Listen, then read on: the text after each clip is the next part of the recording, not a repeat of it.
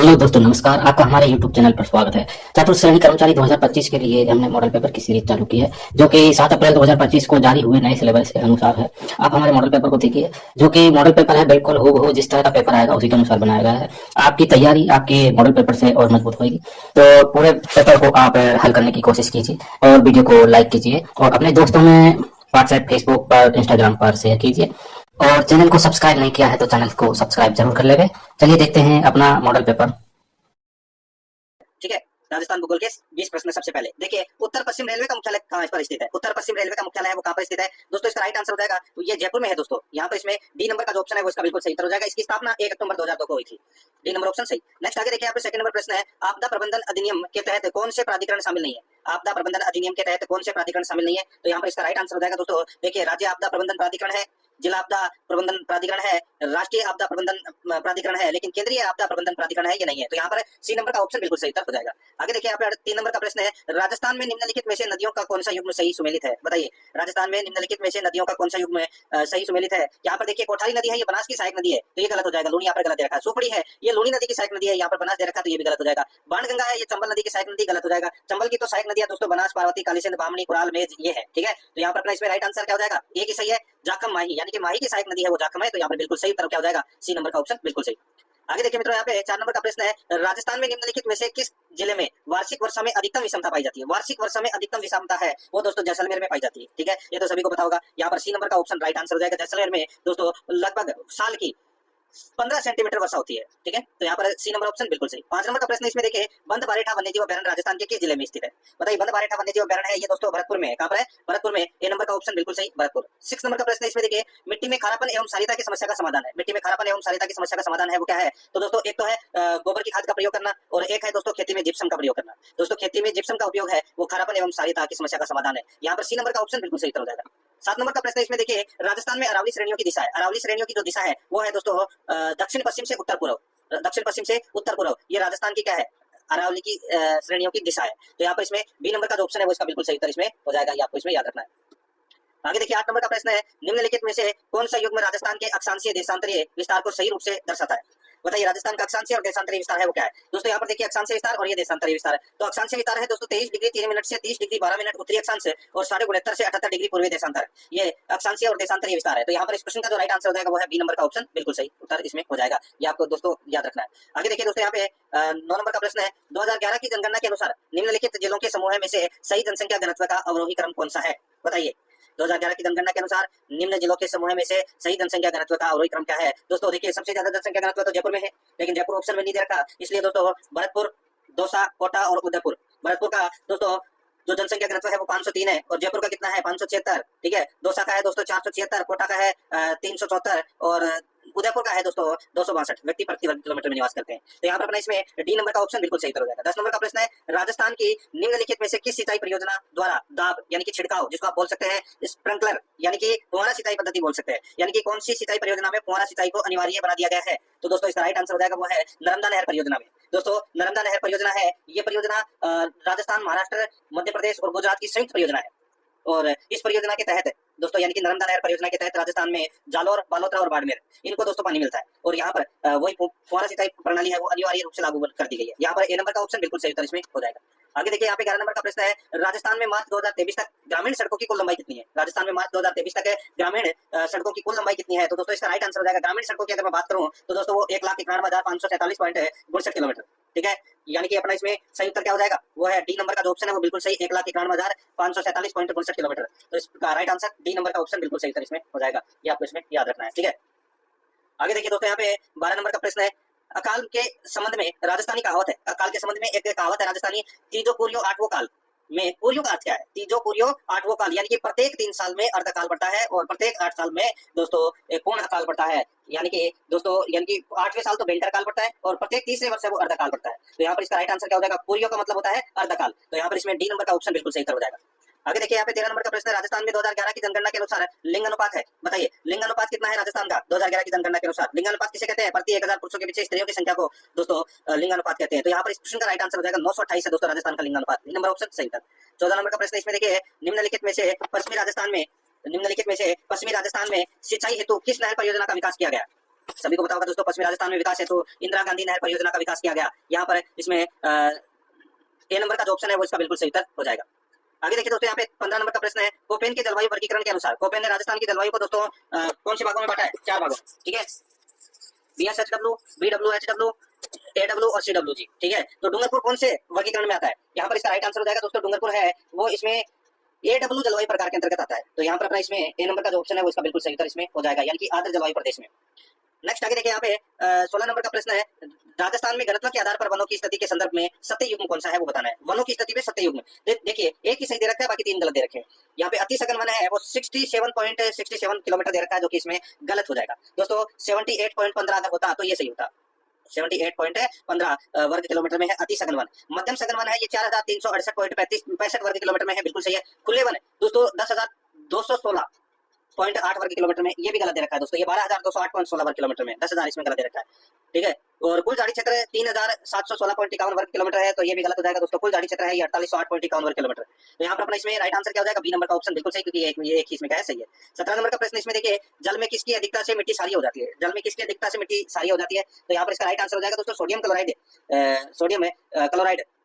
की अधिकता से मिट्टी है वो सारी हो जाती है। यहाँ पर ए नंबर का ऑप्शन बिल्कुल सही उत्तर हो जाएगा। आगे देखिए, निम्न में से कौन सी नदी सीतामाता अभ्यारण्य से बहती है? सीतामाता अभ्यारण्य से बहने वाली नदी का नाम है तो वो है दोस्तों जाखम नदी। यहाँ पर इसमें राइट आंसर हो जाएगा डी नंबर का ऑप्शन बिल्कुल सही उत्तर। नेक्स्ट आगे देखिए, 17 नंबर प्रश्न है, बनास बेसिन का उत्तर पूर्वी भाग क्या कहलाता है? बनास बेसिन का उत्तर पूर्वी भाग है वो क्या कहलाता है? तो दोस्तों मालपुरा करौली का मैदान कहलाता है। मालपुरा करौली का मैदान, सी नंबर का ऑप्शन बिल्कुल सही उत्तर हो जाएगा। आगे देखिए, 20 नंबर का प्रश्न है, राजस्थान राज्य की अंतर्राष्ट्रीय सीमा की लंबाई कितनी है? राजस्थान राज्य की अंतर्राष्ट्रीय सीमा की लंबाई कितनी है? अंतर्राष्ट्रीय सीमा की लंबाई बात करूं तो वो है दोस्तों 1070 किलोमीटर, यानी कि पाकिस्तान के साथ में जो सीमा लगती है वो 1070 किलोमीटर की सीमा लगती है राजस्थान की। तो यहाँ पर अपना इसमें ए नंबर का जो ऑप्शन बिल्कुल सही उत्तर इसमें हो जाएगा, याद रखना, ठीक है।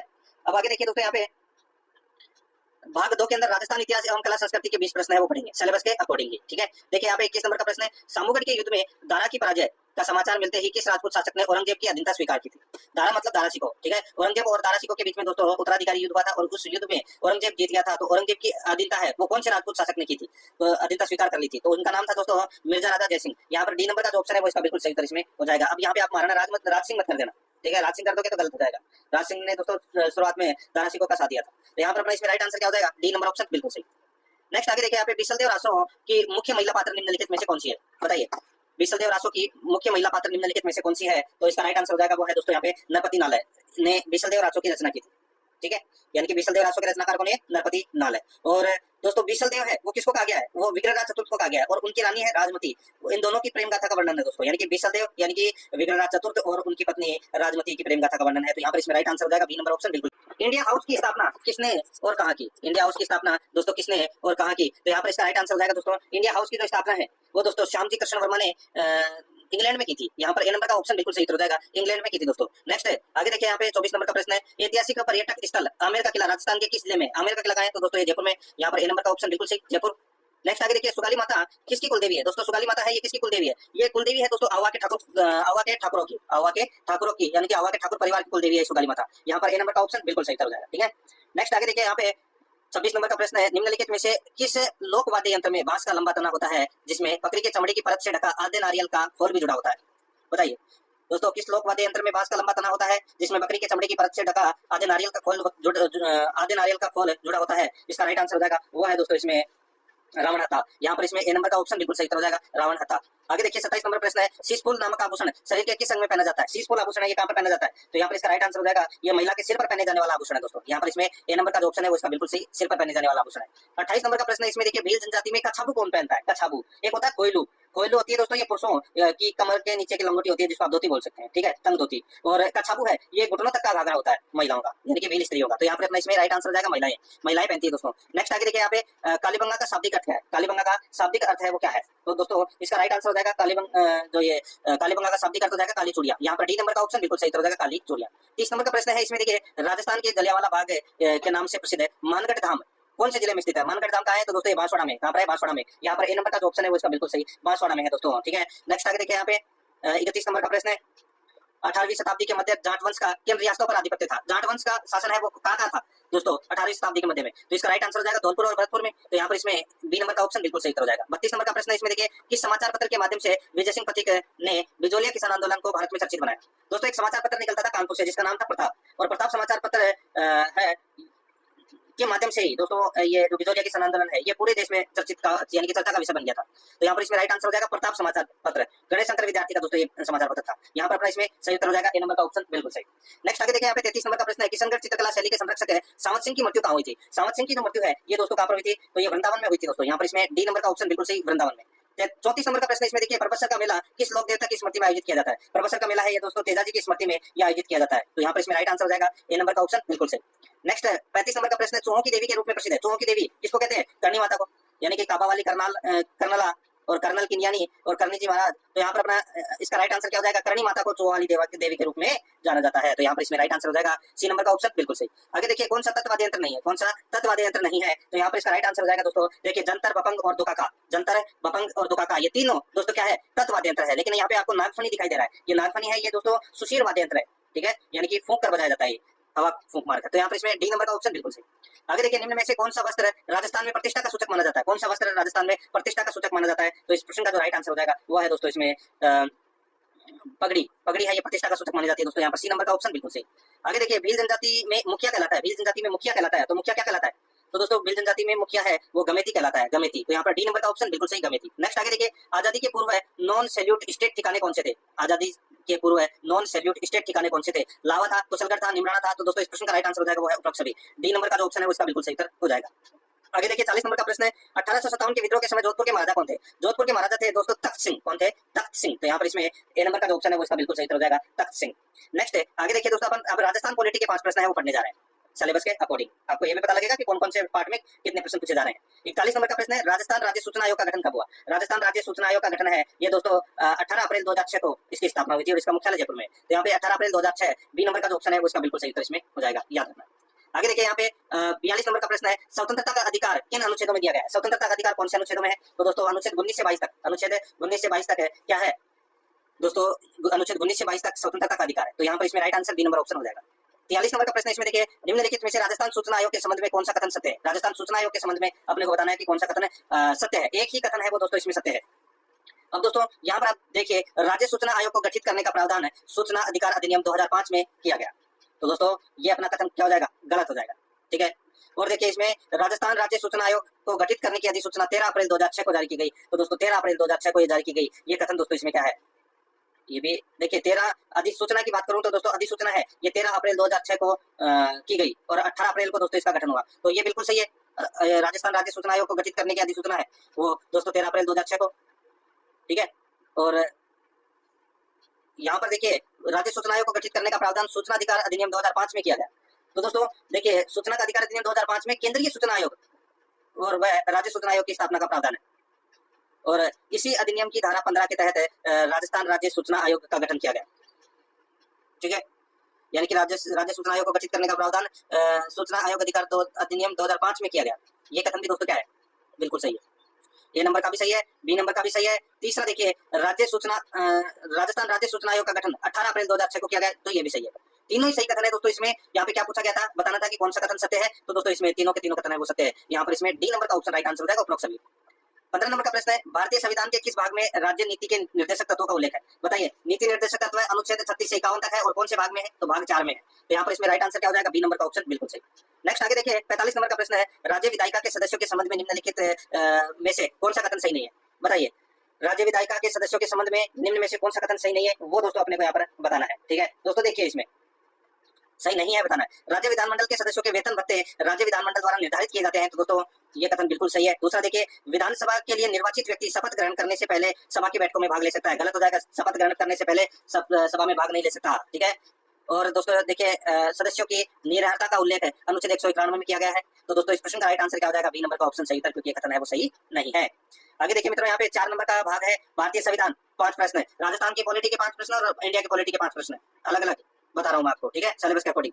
आगे देखिए, भारतीय संविधान के किस अनुच्छेद के अंतर्गत राज्यपाल राजस्थान के महाधिवक्ता की नियुक्ति करते हैं? बताइए। राज्यपाल महाधिवक्ता की नियुक्ति करेगा कौन से अनुच्छेद के तहत? अनुच्छेद 165 के तहत। तो यहाँ पर इसमें ए नंबर का ऑप्शन बिल्कुल सही।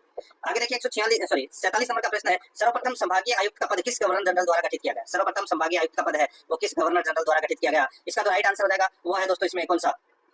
तो वो है विलियम बेंटिक। विलियम बेंटिक इसका राइट आंसर हो जाएगा, ठीक है। विलियम बेंटिक द्वारा सर्वप्रथम 1839 ईस्वी में दोस्तों ये संभागीय आयुक्त का पद है वो विलियम बेंटिक के द्वारा गठित किया गया। यहाँ पर ए नंबर ऑप्शन सही उत्तर मित्रों। 48 नंबर प्रश्न है, निम्नलिखित में से कौन सा कार्य मुख्यमंत्री का नहीं है? बताइए कौन सा कार्य मुख्यमंत्री का नहीं है? तो यहाँ पर इसका राइट आंसर हो जाएगा दोस्तों मुख्यमंत्री के कार्य के बारे में। यहाँ पे अगर मैं आपको बताऊं तो दोस्तों मुख्यमंत्री का कार्य इसमें देखिए मंत्रियों के विभागों का वितरण करना, मंत्रियों के विभागों का वितरण करना, ठीक है दोस्तों। दूसरा देखिए इसमें मंत्रियों के वेतन भत्तों का निर्धारण करना, वेतन भत्तों का निर्धारण नहीं कर सकता दोस्तों, ठीक है। बाकी विभागों का वितरण कर सकता है। किसी मंत्री का पद है रिक्त तो होता है तो मुख्यमंत्री उसे भी भर सकता है और नहीं भी, तो दोस्तों ये भी बिल्कुल सही है। मंत्री की नियुक्ति हेतु राज्यपाल को सलाह देना बिल्कुल सही बात है। तो यहाँ पर कथन कौन कौन से सही है? ए सी डी, गलत कौन सा है? बी नंबर का ऑप्शन बिल्कुल सही उत्तर इसमें हो जाएगा। आगे देखिए 49 नंबर प्रश्न है, संविधान सभा में प्रारूप समिति की रिपोर्ट पर विचार हेतु कितने वाचन हुए थे? बताइए संविधान सभा में प्रारूप समिति की रिपोर्ट पर विचार करने हेतु वाचन हुए थे, तो कितने वाचन हुए थे? तो दोस्तों 3 वाचन हुए थे, ठीक है। तो यहाँ पर अपना इसमें राइट आंसर बी नंबर का ऑप्शन बिल्कुल सही हो जाएगा। पहला वाचन हुआ था 4 नवंबर से 9 नवंबर तक, ठीक है, और दूसरा वाचन हुआ था दोस्तों 15 नवंबर से, ठीक है, 15 नवंबर से 17 नवंबर, और तीसरा वाचन चला था दोस्तों 14 नवंबर से और 26 नवंबर तक। तो यहाँ पर अपना इसमें राइट आंसर हो जाएगा, ये 1949 की बात हो रही है, ठीक है, बी नंबर ऑप्शन सही था। नेक्स्ट आगे देखिए, खरीफ और रबी गिरदावरी के दौरान स्थल निरीक्षण करना एवं सत्यापित कर रिपोर्ट करने का दायित्व है। खरीफ और रबी गिरदावरी के दौरान स्थल निरीक्षण करना एवं सत्यापित कर रिपोर्ट करने का दायित्व है। तो यहाँ पर इसका राइट आंसर हो जाएगा वो है पटवारी का। यहाँ पर डी नंबर का ऑप्शन बिल्कुल सही हो जाएगा, पटवारी का। अब बैक्टीरिया जनक संक्रामक रोग है जिसका संक्रमण लैंगिक संपर्क से होता है। बताइए दोस्तों यहाँ पे बैक्टीरिया जनक संक्रामक रोग जिसका संक्रमण लैंगिक संपर्क से होता है, तो बताइए कौन सा कथन है वो इसमें सही है? कूट भाषा में दोस्तों अपने को उत्तर देना है। और यहाँ पे देखिए एड्स, उपदंश और सुजाक ऑप्शन में दे रखा है, ठीक है। तो यहाँ पर मैं आपको बताऊं दोस्तों, एक तो सुजाक देखिए सॉरी इसमें एक तो है उपदंश, उपदंश और यहाँ पर ये सुजाक है, उपदंश और सुजाक है, ये दोस्तों संक्रामक रोग है। तो यहाँ पर इसका राइट आंसर क्या हो जाएगा? वो है इसमें 2 और 3, 2 और 3 है वो दोस्तों इसका राइट आंसर हो जाएगा, ठीक है। कुट भाषा के अंदर अगर मैं देखूं तो दोस्तों यहाँ पे 2 और 3 कौन से ऑप्शन में है? यहाँ पर बी नंबर का ऑप्शन है, तो इसका बिल्कुल सही उत्तर हो जाएगा। आगे देखिए यहाँ पे 52 नंबर का प्रश्न है, देखिए मानव मस्तिष्क की विशेषता है, मानव मस्तिष्क की विशेषता है। तो मानव मस्तिष्क की विशेषता क्या है? तो वो है दोस्तों कार्पस कैलोसम, कैलोसम, कार्पस है कैलोसम। तो यहाँ पर इसका राइट आंसर हो जाएगा सी नंबर का ऑप्शन बिल्कुल सही उत्तर हो जाएगा। ये आपको इसमें याद रखना है, ठीक है। ये मतलब है जो ये कार्पस कैलोसम किसको कहते हैं? ये दोस्तों मानव शरीर के दो सेरिब्रल हेमिस्फीयर एक दूसरे से तंतुओं का एक बैंड के द्वारा जुड़े रहते हैं और उसे कहते हैं दोस्तों कार्पस कैलोसम। तो यहाँ पर इसमें सी नंबर ऑप्शन सही। आगे देखिए विपरीत लक्षणों वाले जीन के जोड़े को कहते हैं, विपरीत लक्षणों वाले जीन के जोड़े को क्या कहते हैं दोस्तों? उसको बोलते हैं एलिल, क्या बोलते हैं? एलिल बोलते हैं। राइट आंसर हो जाएगा यहाँ पे डी नंबर ऑप्शन बिल्कुल सही। 54 नंबर प्रश्न है, सामान्य दृष्टि वाले युवा वयस्क के लिए निकट बिंदु दूरी क्या है? सामान्य दृष्टि वाले युवा वयस्क के लिए निकट बिंदु दूरी क्या है? तो यहाँ पर इसका राइट आंसर हो जाएगा वो है बिंदु दूरी दोस्तों 25 सेंटीमीटर। तो यहाँ पर इसमें सी नंबर का ऑप्शन बिल्कुल सही हो जाएगा, 25 सेंटीमीटर। आगे देखिए यहाँ पे 55 नंबर का प्रश्न है, एल्कोहल और जल के मिश्रण को सबसे अच्छी तरह से अलग किया जा सकता है। एल्कोहल और जल के मिश्रण को सबसे अच्छी तरह से अलग किया जा सकता है किसके द्वारा? तो दोस्तों ये अलग किया जाता है प्रभाजी आसवन द्वारा। यहाँ पर सी नंबर का जो ऑप्शन है वो इसका बिल्कुल सही हो जाएगा, प्रभाजी आसवन द्वारा। ये 5 प्रश्न तो दोस्तों मैंने आपको साइंस से संबंधित करवाए हैं। अब 5 प्रश्न है वो मैं आपको कंप्यूटर से संबंधित करवा रहा हूँ दोस्तों, ठीक है। देखिए ई बैंकिंग के संदर्भ में ओटीपी का तात्पर्य क्या है? ओटीपी किसको बोलते हैं दोस्तों? ये जो ओटीपी है ये बोलते हैं किसको? तो ये वन टाइम पासवर्ड को। तो यहाँ पर इसमें राइट आंसर बी नंबर का ऑप्शन हो जाएगा, वन टाइम पासवर्ड को। आगे देखिए स्टोरेज में कम मेमोरी में बहुत सी फाइलों को सेव करने की प्रक्रिया कहलाती है। स्टोरेज में कम मेमोरी में बहुत सी फाइलों को सेव करने की प्रक्रिया है, उसको क्या कहते हैं? उसको कहते हैं फाइल कंप्रेशन, फाइल कंप्रेशन। यहाँ पर बी नंबर का जो ऑप्शन है वो इसका बिल्कुल सही हो जाएगा। आगे देखिए यहाँ पे 58 नंबर प्रश्न है, एक्सेल यानी कि पुराना वर्जन की वर्कशीट में कितने कॉलम होते हैं? एक्सेल की वर्कशीट में कितने कॉलम होते हैं? तो यहाँ पर इसका राइट आंसर हो जाएगा दोस्तों वो होते हैं 256। यहाँ पर ए नंबर का जो ऑप्शन है वो इसका बिल्कुल सही हो जाएगा 256, ठीक है। नेक्स्ट आगे देखिए यहाँ पे निम्न में से कौन सा एक सिस्टम सॉफ्टवेयर नहीं है? कौन सा एक सिस्टम सॉफ्टवेयर नहीं है? तो दोस्तों राइट आंसर हो जाएगा तो देखिए programming language, translators, utility programmes, database software, operating system. तो यहाँ पर ऑपरेटिंग सिस्टम है, ये सिस्टम सॉफ्टवेयर नहीं है। तो यहाँ पर इसमें राइट आंसर क्या हो जाएगा? सॉरी देखिए सिस्टम सॉफ्टवेयर नहीं है पूछा है, ऑपरेटिंग सिस्टम सॉफ्टवेयर है, डाटाबेस सॉफ्टवेयर है, ये नहीं है दोस्तों सिस्टम सॉफ्टवेयर। तो यहाँ पर इसमें राइट आंसर क्या हो जाएगा? डाटाबेस सॉफ्टवेयर, ठीक है। नेक्स्ट आगे देखिए यहाँ पे 60 नंबर का प्रश्न है, वह व्यू जो प्रेजेंटेशन में स्लाइड्स को लघु रूप में दिखाता है कहलाता है। वह व्यू जो प्रेजेंटेशन में स्लाइड्स को लघु रूप में दिखाता है कहलाता है, तो क्या कहलाता है? वो स्लाइड सॉर्टर व्यू कहलाता है दोस्तों, स्लाइड सॉर्टर व्यू। यहाँ पर ए नंबर का जो ऑप्शन है वो इसका बिल्कुल सही उत्तर इसमें हो जाएगा, ठीक है। अब दोस्तों अपन यहाँ पे करंट अफेयर से संबंधित 5 प्रश्न है वो पढ़ेंगे, ठीक है। 7वां भाग है राजस्थान करंट अफेयर के 5 प्रश्न है, उसके बाद में 8वां भाग आएगा जो ओनली फॉर करंट अफेयर्स होंगे, उसके अंदर भारत विश्व सब कुछ आ जाएगा उसमें, उसके भी 5 प्रश्न पड़ेंगे।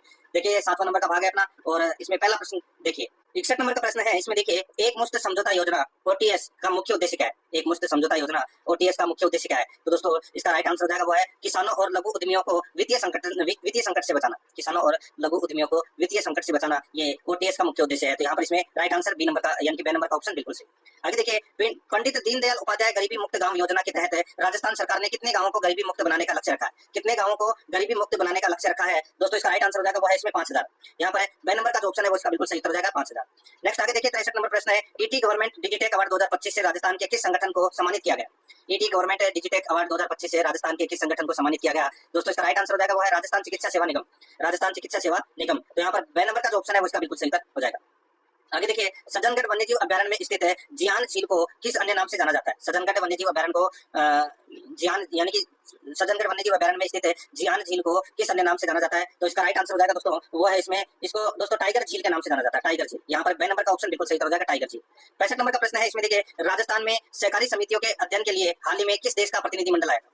राजस्थान में सहकारी समितियों के अध्ययन के लिए हाल ही में किस देश का प्रतिनिधिमंडल आया था? राइट आंसर हो जाएगा दोस्तों, बताइए। तो ये आया था, किस देश का प्रतिनिधिमंडल आया था दोस्तों? जाम्बिया का। तो यहाँ पर इसमें 6 नंबर का जो ऑप्शन है वो इसका बिल्कुल सही उत्तर हो जाएगा।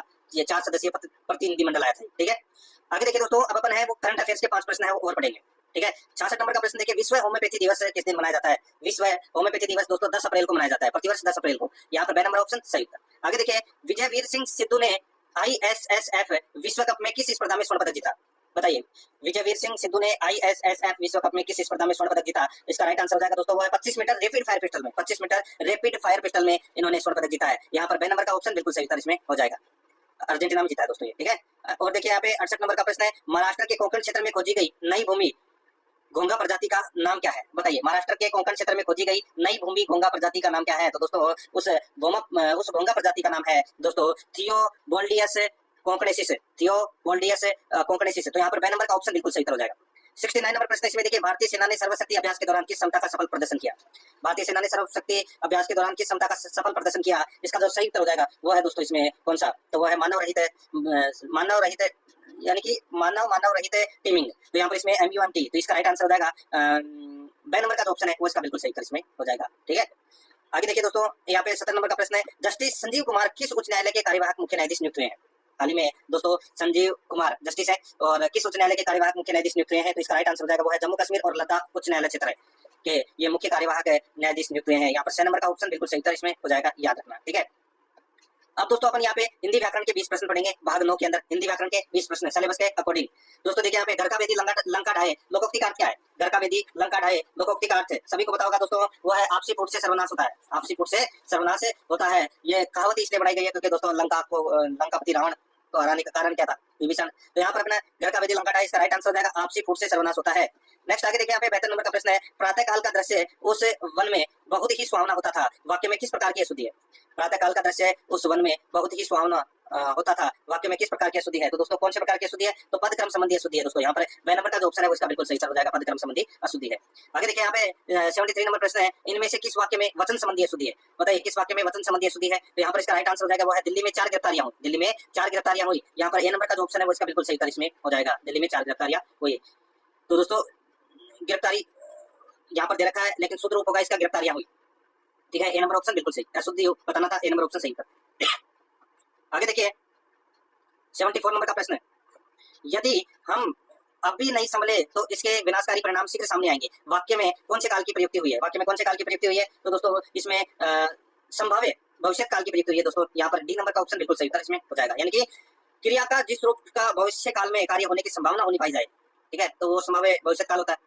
तो यहाँ पर डी नंबर का जो ऑप्शन है वो इसका बिल्कुल सही उत्तर हो जाएगा। आगे देखिए दोस्तों यहाँ पे निम्न में से संज्ञा शब्द है, बताइए संज्ञा शब्द कौन सा है? यहाँ पर संज्ञा शब्द है दोस्तों सभा। सभा है ये क्या है? तो ये समूहवाचक संज्ञा है। यहाँ पर सी नंबर ऑप्शन बिल्कुल सही। 76 नंबर का प्रश्न इसमें देखिए दुर्लभ का विलोम है। दुर्लभ का विलोम क्या हो जाएगा? तो दुर्लभ का विलोम हो जाएगा सुलभ। यहाँ पर ए नंबर का ऑप्शन बिल्कुल सही सुलभ। 77 नंबर का प्रश्न इसमें देखिए निम्नलिखित शब्दों पर विचार कीजिए। निम्नलिखित शब्दों पर क्या करना है? विचार करना है। यहाँ पर देखिए दोस्तों इसमें संवारना, श्रीमती, स्थायित्व है, उल्लंघन।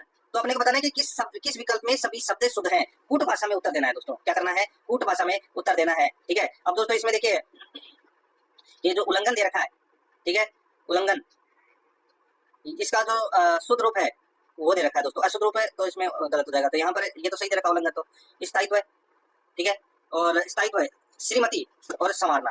तो यहाँ पर है इसका जो राइट आंसर हो जाएगा दोस्तों वो है कौन सा, बताइए, संवारना, श्रीमती। श्रीमती दोस्तों यहाँ पर सही दे रखा है, और स्थायित्व है, स्थायित्व भी दोस्तों यहाँ पर है क्या दे रखा है, सही दे रखा है। तो यहाँ पे उल्लंघन देखिए, उल्लंघन, तो इस प्रश्न का जो राइट आंसर हो जाएगा, अगर मैं यहाँ की इसकी बात करूं तो ये तो संवारना, श्रीमती और स्थायित्व है, ये तो दोस्तों क्या है, बिल्कुल सही है, ठीक है। और ये शुद्ध रूप बताना था तो इसका शुद्ध रूप हो जाएगा इसमें, ये भी सही दे रखा उल्लंघन। तो यहाँ पर इसका राइट आंसर क्या हो जाएगा दोस्तों, चारों सही है, चारों ही सही है। तो यहाँ पर डी नंबर का जो ऑप्शन है वो इसका बिल्कुल सही उत्तर इसमें हो जाएगा। आगे देखिए 78 नंबर प्रश्न है, वर्तनी की दृष्टि से कौन सा शब्द अशुद्ध है। वर्तनी की दृष्टि से कौन सा शब्द अशुद्ध है वो अपने को दोस्तों यहाँ पर क्या करना है, बताना है। दोस्तों यहाँ पे अशुद्ध शब्द है त्योहार, ठीक है। त्योहार के अंदर आपको दो मात्रा दिखाई दे रही है, दो मात्रा नहीं आएगी, सिंगल मात्रा आएगी उसमें। यहाँ पर ए नंबर ऑप्शन सही उत्तर। 79 नंबर प्रश्न है, इनमें से किस विकल्प में सही विलोम युग्म है। सही विलोम युग्म है तो वो किसमें है, तो दोस्तों यहाँ पर देखिए राग द्वेष, राग द्वेष है वो दोस्तों इसमें बिल्कुल सही है। यहाँ पर डी नंबर का ऑप्शन बिल्कुल सही उत्तर हो जाएगा। कटु तिक्त दोस्तों, कटु का मधु हो जाएगा, विज्ञ का अज्ञा हो जाएगा, उग्र का शांत हो जाएगा। तो यहाँ पर डी नंबर ऑप्शन बिल्कुल सही, राग द्वेष। नेक्स्ट है, कौन सा संधि विच्छेद स्वर संधि का उदाहरण नहीं है। कौन सा संधि विच्छेद है स्वर संधि का उदाहरण नहीं है, वो दोस्तों अपने को यहाँ पर बताना है। देखिए जगन्नाथ, जगत प्लस नाथ, तो यहाँ पर डी नंबर का ऑप्शन बिल्कुल सही उत्तर हो जाएगा इसमें। आगे देखिए बाहें यानी कि बाछे खिलना से आशय क्या है, बताइए।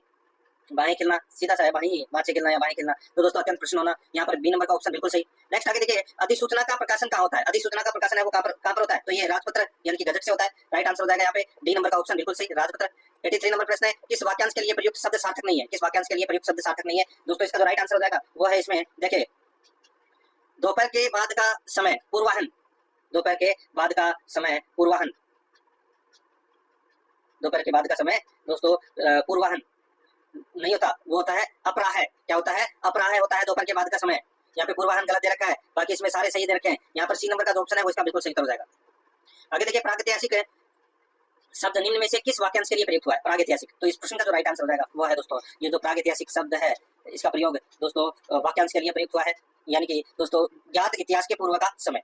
तो यहाँ पर इसका राइट आंसर हो जाएगा सी नंबर ऑप्शन सही तरह। 85 नंबर प्रश्न है, इनमें से पवन का पर्यायवाची शब्द नहीं है। बताइए पवन का पर्यायवाची शब्द कौन सा नहीं है, तो अनल, अनल है ये दोस्तों, पवन का पर्यायवाची शब्द नहीं है। तो यहाँ पर ए नंबर का ऑप्शन बिल्कुल सही तरह इसमें हो जाएगा, अनल है ये आग का पर्यायवाची है। नेक्स्ट आगे देखिए किस विकल्प में सभी शब्द परस्पर पर्यायवाची नहीं है। बताइए किस विकल्प में सभी शब्द परस्पर पर्यायवाची नहीं है, तो यहाँ पर इसका जो राइट आंसर हो जाएगा वो है दोस्तों यहाँ पर देखिए राधा कमला हरिप्रिया, राधा कमला हरिप्रिया, ये दोस्तों ये परस्पर पर्यायवाची शब्द नहीं है दोस्तों ये। तो यहाँ पर इसमें ए नंबर का ऑप्शन राइट आंसर हो जाएगा, बाकी इसमें सारे सही दे रखे हैं।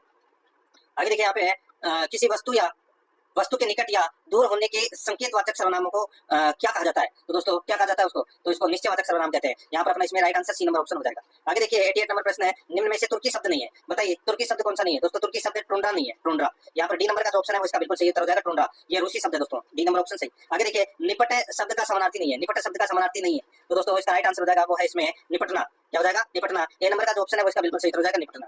90 नंबर का प्रश्न इसमें देखिए इनमें से प्रत्यय रहित शब्द कौन सा है। इनमें से प्रत्यय रहित शब्द कौन सा है, प्रत्यय रहित शब्द हो जाएगा दोस्तों इसमें कौन सा, देखिए चलन है, लेखक है, बिटिया है, लेकिन विवाद, विवाद है ये दोस्तों प्रत्यय रहित शब्द है, ठीक है। तो इसमें भी उपसर्ग लगा हुआ है, विवाद के अंदर प्रत्यय नहीं लगा हुआ, तो यहाँ पर इसमें ए नंबर का जो ऑप्शन है वो इसका बिल्कुल सही उत्तर हो जाएगा। अब अपन दोस्तों इंग्लिश ग्रामर के 15 प्रश्न पढ़ेंगे, 15 प्रश्न, ठीक है। इंग्लिश ग्रामर के 15 प्रश्न पढ़ेंगे, यानी कि ग्रामर से 105 तक और फिर 106 से लेकर 120 तक अपन मैथ से संबंधित प्रश्न पढ़ेंगे, ठीक है। भाग 10 देखिए दोस्तों इसमें they got married which is true about the above mentioned sentence। बताइए they got married, तो यहाँ पर इस प्रश्न का जो राइट आंसर हो जाएगा, देखिए इसका दोस्तों करेक्ट है वो पैसिव नहीं बन सकता, क्योंकि गोट यहाँ लिंक वर्ब है और पैसिव वॉइस केवल ट्रांसिटिव वर्ब वाले वाक्यों का बनता है। तो यहाँ पर इसका राइट आंसर हो जाएगा the sentence can not be passivized, तो यहाँ पर इसमें राइट आंसर हो जाएगा ए नंबर ऑप्शन सही।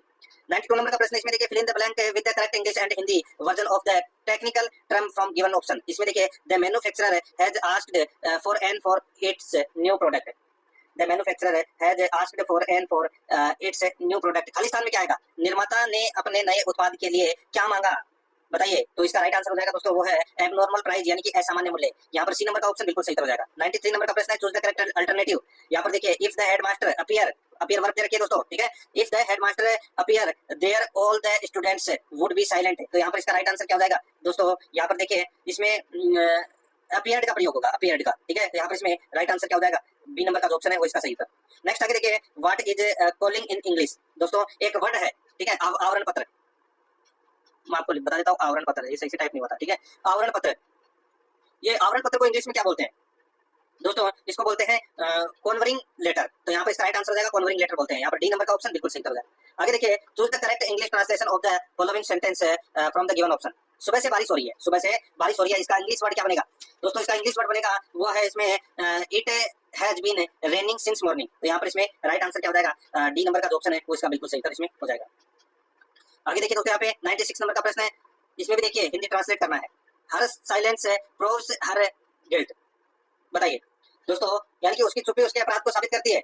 इसका राइट आंसर क्या हो जाएगा? उसकी चुप्पी उसके अपराध को साबित करती है। इसका right answer B number option हो जाएगा। 97 नंबर प्रश्न है। इसमें देखिए, in which sentence the punctuation mark is correctly used. यानी कि कौन सा मतलब कौन सा ऑप्शन है वो सही तरीके से लिखा गया है, जिसमें कोमा उमा सब कुछ लगे हुए हो। ठीक है, इसमें देखिए, she is beautiful smart and intelligent.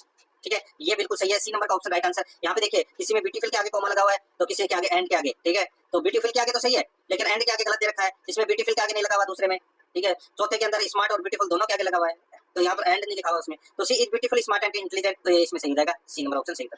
98 number का प्रश्न इसमें देखिए, choose the correct preposition to fill in the blank. Warning, no unauthorized personnel this point. Warning है, no unauthorized personnel his point this point है, तो यहाँ पर खालिस्तान में क्या आएगा? इसमें आएगा दोस्तों, देखिए इसमें बियॉन्ड का प्रयोग होगा दोस्तों। ठीक है, बियॉन्ड का मतलब होता है आगे, तो यहाँ पर इसमें सी नंबर ऑप्शन बिल्कुल सही। आगे देखिए, complete the following sentence by choosing the correct answer from the given options. इसमें देखिए, only of these apples are good. तो दोस्तों इसका राइट आंसर हो जाएगा वो है इसमें a few of these apples are good. तो यहाँ पर इसमें सी नंबर का जो ऑप्शन है वो इसका बिल्कुल सही उत्तर हो जाएगा। आगे देखिए, यहाँ पे 100 नंबर का प्रश्न है, which one of the following suffix can be added to the word below to form a new word. दोस्तों यहाँ पे इन फ्रंट दे रखा है। अब दोस्तों यहाँ पे अपने को क्या बताना है? प्रत्यय बताना है। ठीक है, यानी कि कौन सा प्रत्यय लगेगा इसमें। ठीक है, प्रत्यय कौन सा लगेगा वो दोस्तों अपने को यहाँ पर बताना है। तो दोस्तों यहाँ पर देखिए, यहाँ पे इन्फेंट दे रखा है, इन्फेंट, तो क्या हो जाएगा? इन्फेंट्री हो जाएगा। तो टी आर वाई है वो इसमें क्या लगेगा दोस्तों? प्रत्यय लगेगा। तो यहाँ पर अपना इसमें राइट देखिए, इन्फेंट, ये तो आई डू ऑन। ठीक है, ये दोस्तों नीचे वाले में देखते हैं क्या है इसमें। देखिए इन्फेंट्री हो जाएगा, तो यहाँ पे हाँ टी आर वाई, हाँ इसमें आर वाई। ठीक है, मैं सही से देख नहीं रहा था। टी आर वाई लास्ट में आ रहा है ना, इन्फेंट्री, तो ये अपना इसमें सही हो जाएगा। तो यहाँ पर बी नंबर का ऑप्शन बिल्कुल सही उत्तर इसमें हो जाएगा। आगे देखिए दोस्तों, यहाँ पे विच sentence contents an indirect use of conjunction connective. बताइए, तो यहाँ पर है इसका जो राइट आंसर हो जाएगा वो है इसमें I shall not go without you do. तो यहाँ पर इसमें बी नंबर का ऑप्शन बिल्कुल सही हो जाएगा। आगे देखिए, choose the correct interrogative transformation of the given assertive sentence. इसमें देखिए, it does not matter much thought we happen to be late. तो यहाँ पर इसका राइट आंसर क्या हो जाएगा वो है what thought we happen to be late. तो यहाँ पर इसमें ए नंबर का जो ऑप्शन है वो इसका बिल्कुल सही उत्तर हो जाएगा। 103 नंबर का प्रश्न इसमें देखिए, change the following sentence into indirect speech. इसमें देखिए, we wish we didn't have to take exams said the children. We wish we didn't have to take exams said the children. तो दोस्तों इस प्रश्न का जो राइट आंसर हो जाएगा वो है इसमें कौन सा? बताइए। तो इसका राइट आंसर हो जाएगा दोस्तों वो है the children said that they wish they didn't have to take exams। तो यहाँ पर इसमें डी नंबर का ऑप्शन राइट आंसर हो जाएगा। 104 नंबर प्रश्न है, identify the correct form of sentence in the active voice. तो यहाँ पर इसका राइट आंसर हो जाएगा वो है दोस्तों इसमें I forget him his fault. तो यहाँ पर ए नंबर का ऑप्शन बिल्कुल सही हो जाएगा। आगे देखिए, 105 नंबर का प्रश्न है, choose the correct option from the 4 choices given. इसमें देखिए, खालिस्तान भरना है। So long as the rain I stayed at home. Continue दे रखा है, तो यहाँ पर इसका जो राइट आंसर हो जाएगा वो है दोस्तों कंटिन्यूड। यहाँ पे डी नंबर का जो ऑप्शन है वो इसका बिल्कुल सॉरी। 106 नंबर का प्रश्न है, कितने वर्षों में 15,625 का 4% प्रतिवर्ष चक्रवर्ती ब्याज की दर से मिश्र धन 17,576 हो जाएगा? कितने वर्षों में 15,625 का 4% प्रतिवर्ष चक्रवर्ती ब्याज की दर से मिश्र धन 17,576 हो जाएगा? दोस्तों इसका राइट आंसर क्या हो जाएगा? सीधा सा सबसे पहले मैं आपको बोलूँ, इसके अंदर क्या करोगे आप? इन दोनों में दोस्तों अंतर कितने का आ रहा है, या तो ऐसे कर लीजिए, या फिर दोस्तों इसको देखिए, मूलधन अपने दे ही रखा है 15,625 और मिश्र धन अपने पास में दे रखा है 17,576। ठीक है, दर 4% दे रखी है। मिश्र धन बराबर मूलधन इंटू 1 प्लस दर बटे 100 घात में समय। बस ये सूत्र लगाना है, यहाँ पे और कुछ भी नहीं करना। तो जैसे कि मैं आपको बताऊं, मिश्र धन कितना है 17,576, तो 17,576 बराबर 15,625 इंटू 1 प्लस दर बटे 100। तो दर कितनी है दोस्तों 4%। तो क्या हो जाएगा यहाँ पे? तो दोस्तों यहाँ पे 104 है, 1 प्लस दर बटे 100, तो इसको अपना लिख सकते हैं 104 बटे 100 इंटू समय कितना है? समय दोस्तों कितने का है? समय दोस्तों 1 वर्ष निकालना है। ठीक है, 1 वर्ष का। तो यहाँ पर इसमें राइट आंसर क्या हो जाएगा? बस इसको काट लीजिए। इसको आप काटोगे तो कैसे लिखोगे? तो ये 17,576 बटे 15,625 बटे इसको काटोगे तो दोस्तों ये 26 से कट गया और ये 25 से। ठीक है, तो यहाँ पे 26/25, तो यहाँ पर इसको ये देखिए, ये 17,576 है, ये भी किसका स्क्वायर है, 26 का क्यूब है, और ये भी 25 का क्यूब है, 15,625। तो यहाँ पे समय 3 वर्ष आएगा दोस्तों। तो यहाँ पर इसमें बी नंबर का ऑप्शन बिल्कुल सही। आगे देखिए 5600 पर 4 अप्रैल 2006 से 16 जून 2006 तक का 5% वार्षिक दर से साधारण ब्याज ज्ञात कीजिए। दोस्तों साधारण ब्याज है वो अपने को यहाँ पर ज्ञात करना है। देखिए 4 अप्रैल से 16 जून तक, ठीक है। तो अप्रैल के कितने दिन हो गए, 27, मई के 31, जून के 15, टोटल दिन कितने हो गए, 73, ठीक है। अब दोस्तों यानी कि 73/365 अपने को करना है, तो निकालोगे तो कैसे आएगा, तो यहाँ पे आएगा 1/5 वर्ष, कितना आएगा, 1/5 वर्ष आ जाएगा। अब अपने को 1/5 वर्ष का क्या निकालना है दोस्तों, ब्याज निकालना है, ठीक है, 1/5 वर्ष का। अब दोस्तों इसके अंदर देखिए वही ब्याज का सूत्र लगेगा, मूलधन इंटू समय इंटू दर बटे 100। तो यहाँ पर मूलधन कितना दे रखा है दोस्तों, 5600, ठीक है, इंटू समय कितना दे रखा है, 1/5 इंटू सॉरी हाँ, और दर है 5/100, ठीक है। बस इसको काट लीजिए, इसको आप काटोगे तो दोस्तों आपके पास में आंसर निकल कर आ जाएगा 56। तो यहाँ पर इसमें ए नंबर का ऑप्शन बिल्कुल सही। आगे देखिए एक साहूकार को पता चलता है कि साधारण ब्याज दर है 13% वार्षिक में 0.5% की गिरावट होने पर उसकी वार्षिक आमदनी में 104 की कमी हो जाती है। उसको उधार दी गई पूंजी है, उसको उधार दी गई पूंजी कितनी है, देखिए यहाँ पे दरों का अंतर है वो 0.5% है, ब्याज का अंतर है वो दोस्तों 104 है, और मूलधन है वो दोस्तों 100 इंटू ब्याज का अंतर बटे दरों का अंतर, 100 इंटू ब्याज का अंतर बटे दरों का अंतर। तो यहाँ पर ब्याज का अंतर कितना हो गया दोस्तों, 104 की कमी हो जाती है, तो 104 बटे दरों का अंतर कितना हो गया दोस्तों, 0.5 की गिरावट हुई है, तो यहाँ पर 0.5, ठीक है। बस इसको सॉल्व कर लीजिए, कितना आ जाएगा दोस्तों, भाई सीधा सा है, 0.5 से 100 को काटोगे तो कितनी बार गया, 200 बार भाग गया, ठीक है। तो 200 इंटू 104 करोगे तो कितना आ जाएगा, 20,800, ठीक है। यही अपना सही उत्तर हो जाएगा, ए नंबर का ऑप्शन बिल्कुल सही। 109 नंबर का प्रश्न, इसमें देखिए सीता की आय रहीम की आय से 15% अधिक है, रहीम आय सीता की आय से कितने प्रतिशत रहीम की आय सीता की आय से कितने प्रतिशत कम है दोस्तों। जैसे कि सीता की आय रहीम की आय से 25% अधिक है, रहीम की आय से, जैसे ये रहीम है, ठीक है, और ये क्या है, सीता, तो रहीम की आय से 25% अधिक है, यानी कि अगर इसकी 80 है रहीम की, तो इसकी 100 रुपए है, ठीक है। समझ में आ गया, 25% अधिक है रहीम से सीता की। अब दोस्तों यहाँ पे देखिए रहीम की आय सीता से कितने सीता की आय से कितने प्रतिशत कम है दोस्तों, कितने प्रतिशत कम है, तो सीधा सा है, ज्यादा कुछ खास करने की जरूरत नहीं है भाई। यहाँ पे 20/100 इंटू 100, बस 20/100 इंटू 100, तो 100 से 100 कट गया, बचा कितना, 20%। तो यहाँ पे इसका राइट आंसर हो जाएगा ए नंबर का ऑप्शन बिल्कुल सही। नेक्स्ट आगे देखिए यहाँ पे दो संख्याएं एक तीसरी संख्या से क्रमशः 30% और 80% अधिक है, इन दो संख्याओं का अनुपात ज्ञात कीजिए। इन दोनों संख्याओं का अनुपात ज्ञात करना है। मान लीजिए कि अपने यहाँ पे ए और बी लिख लिया, दो संख्याएं, एक है तीसरी संख्या से क्रमशः 30 और 80% अधिक है, यानी कि सी है वो कितने नंबर पे, सी के पास 100 रुपए है मान लीजिए, ठीक है। तो बी के पास कितने हुए, 180 हुए, ठीक है, 80% अधिक है, और एक के पास हुए दोस्तों 130। इनका अनुपात निकालना है, ठीक है। अनुपात निकाल लीजिए, अनुपात निकालोगे तो दोस्तों 0 से 0 कट गया, इसे 0 कट गया, यहाँ पे 13, 18 और 10 का अनुपात आ गया। तो यहाँ पे दो संख्याओं का अनुपात बताना था, 13:18 इसका राइट आंसर हो जाएगा। आगे देखिए अतुल अपनी मासिक आय में से 5100 रुपए खर्च करने के बाद 15% की बचत करता है, तो 15% की बचत करता है 5100 रुपए खर्च करने के बाद में। तो अतुल की मासिक आय कितनी है दोस्तों, मासिक आय निकालनी है अपने को, तो मासिक आय इंटू 85/100 बराबर 5100, ठीक है। इतना समझ में आ गया। अब 5100 इंटू 100/85 कर लीजिए, 6000 रुपए इसकी मासिक आय आ जाएगी दोस्तों, डी नंबर ऑप्शन बिल्कुल सही। आगे देखिए सचिन ने अपना स्कूटर 20% की हानि से अंकुर को बेचा, यानी कि कोई स्कूटर है, उसको 20% की हानि पर अंकुर को बेच दिया। अंकुर ने उसे 20% लाभ लेकर अनिल को बेचा।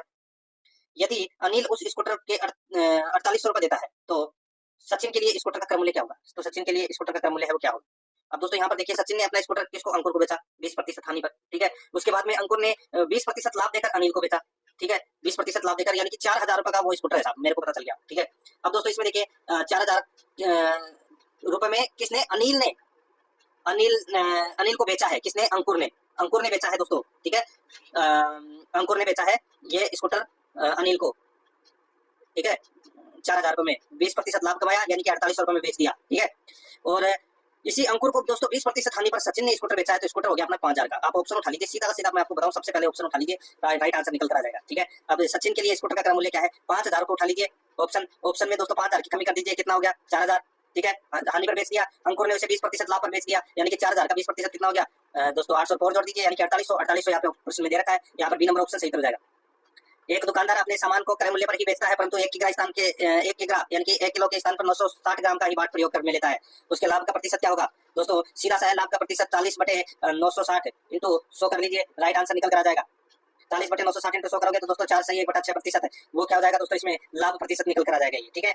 ए नंबर ऑप्शन सही था। 114 नंबर का प्रश्न, इसमें देखिए 12 सदस्यों के समूह का माध्य स्कोर 10 था, जबकि n सदस्यों वाले दूसरे समूह का औसत 12, यदि दोनों का संयुक्त औसत 11.2 है, तो n का मूल्य क्या था दोस्तों एक में थे देखिए 12 सदस्यों वाले समूह का मध्य स्कोर 10, तो 12 इंटू 10 कर लीजिए सबसे पहले, तो कितना हो जाएगा 120, ठीक है। जबकि n सदस्यों वाले दूसरे समूह का औसत स्कोर कितना था 12, तो दोस्तों क्या हो जाएगा 12n हो जाएगा। यदि दोनों का संयुक्त औसत 11.2 है, ठीक है, 11.2 है, तो n का मूल्य क्या होगा दोस्तों। आप यहाँ पे n है, n का मूल्य भी ऑप्शन उठा के रख लीजिए, ज्यादा बेटर रहेगा। यहाँ पे 18 रख लीजिए n का मूल्य, आपका राइट आंसर निकल कर आ जाएगा बी नंबर ऑप्शन सही उत्तर। 115 नंबर का प्रश्न इसमें देखिए 35, 39, 41, 46, 27 तथा x का औसत है 38 है। संख्या कितनी है 3 और 3 6, 38 इंटू 3 कर लीजिए दोस्तों, सॉरी 38 इंटू 6 करोगे तो कितना हो जाएगा दोस्तों, 38 इंटू 6 करोगे तो ये निकल कर आ जाएगा दोस्तों 228। अब इनको टोटल कर लीजिए दोस्तों 35, 39, 41, 46, 27, इनको टोटल करोगे तो कितना आ जाएगा, तो दोस्तों ये आ जाएगा 188, और 188 में से दोस्तों ये 228 घटा दिए तो कितने बचे दोस्तों 40 बचे, और ये 40 है वो x का मान आया। यहाँ पर बी नंबर का ऑप्शन बिल्कुल सही उत्तर इसमें हो जाएगा, याद रखना। आगे देखिए यहाँ पे 116 नंबर प्रश्न है 30, 42, 96 का महत्तम समापवर्तक कितना होगा दोस्तों, महत्तम समापवर्तक कितना होगा वैसे पे, तो यहाँ पर इसका राइट आंसर हो जाएगा दोस्तों वो है, इसका होगा 6, इन 6 का भाग जा रहा है सभी के अंदर, तो इसमें राइट आंसर हो जाएगा बी नंबर का ऑप्शन बिल्कुल सही। आगे देखिए दोस्तों यहाँ पे 3 अंकों की सबसे बड़ी संख्या कौन सी है जो 10, 8 और 12 से पूरी तरह विभाजित हो जाती है, तो दोस्तों इसका 10, 8 और 12 का लसागु निकाल लीजिए, लसागु निकलेगा दोस्तों इसमें कितना 120, ठीक है, और 999 में 120 का भाग दे लीजिए, 39 शेषफल बचता है, तो यहाँ पे 999 में से 39 घटा दोगे तो दोस्तों 960 आएगा। यहाँ पर ए नंबर का ऑप्शन बिल्कुल सही। 118 नंबर का प्रश्न है, इसमें देखिए दोस्तों नीचे एक तालिका दी गई है, उसका अध्ययन करना है, ठीक है। उसमें 6 अलग अलग शहरों में कोविड-19 से पीड़ित जनसंख्या के प्रतिशत और पुरुष पीड़ितों और महिलाओं के अनुपात को दर्शाया गया है। यदि हरिपुरा में कोविड-19 के पुरुष रोगियों की संख्या 8,436 थी, सीतापुर में कोविड-19 के महिलाओं के रोगियों की संख्या हरिपुर में कोविड-19 के महिला रोगियों की संख्या से 30% कम थी, तो सीतापुर में कोविड-19 के रोगियों की कुल संख्या कितनी थी दोस्तों। डायग्राम आपके पास में दोस्तों यहाँ पर दे रखा है, देखिए जनसंख्या का प्रतिशत दोस्तों यहाँ पर दे रखा है, देखिए हरिपुरियरा और दुर्गापुरियरा, ठीक है। अब दोस्तों इसमें देखिए हरिपुर में कोविड-19 रोगियों की कुल संख्या है वो कितनी दे रखी है 8,436, ठीक है। अब दोस्तों 8,436 है तो इसमें 6 का भाग दे लीजिए, देखिए 6 शहर है, 6 का भाग दे लीजिए, ठीक है। और दोस्तों प्लस में यहाँ पे दोस्तों 4 वो भी दे रखी है इसमें श्रेणियां, ठीक है, जिसमें दोस्तों पुरुष रोगियों, महिला रोगियों, ठीक है। ये दुर्गापुर में है दोस्तों कितनी 60 और 5 और 7, ठीक है। हरिपुर में है 5 और 6, 6/5, देखिए 6/5 दे रखा है तो इसको भी प्लस करना है, तो यहाँ पे 8,436 इंटू 11, इनको 6 और 5 को जोड़ के बटे 6 कर लीजिए, ठीक है। ये तो आ जाएगा हरिपुर में कोविड-19 रोगियों की कुल संख्या का। अब हरिपुर में पीड़ित महिलाओं की संख्या निकालनी है, तो दोस्तों 15,466 में से ये 8436 घटा दीजिए, ठीक है, तो 7,030 आ जाएगी, महिलाओं की संख्या आ जाएगी। दोस्तों इस प्रश्न का राइट आंसर 14,763 हो जाएगा, क्योंकि यहाँ पे सीतापुर में कुल रोगियों की संख्या के बारे में पूछा गया है, ठीक है, ये नंबर ऑप्शन सही कर हो जाएगा। आगे देखिए 119 नंबर का प्रश्न भी दोस्तों यही है, ऐसा ही प्रश्न है, उन लैंपों की संख्या ज्ञात कीजिए जिनका जीवन काल 600 घंटे से अधिक है लेकिन 900 घंटे से कम है। दोस्तों बताइए 600 घंटे से तो अधिक है और 900 घंटे से कम है, तो ये 900 घंटे से कम है। यहाँ पर देखिए 75, 90, 80, ठीक है, 75, 90 और 80 को जोड़ लीजिए, वही अपना राइट आंसर हो जाएगा 245, सी नंबर का ऑप्शन बिल्कुल सही।